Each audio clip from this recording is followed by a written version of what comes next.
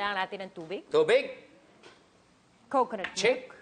Check. Ba? Coconut milk. Ganun ka na. Check. Bumabagets ka, ah. Naman.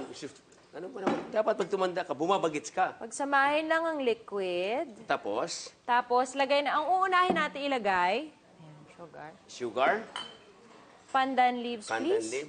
Yung root crops, yung mga matagal maluto, katulad ng kamote, kamoting kahoy, at ube. At itong kahoy, itong kamuting kahoy. Kasaba. Ube. Obe. Bago. Obe. Be. Be.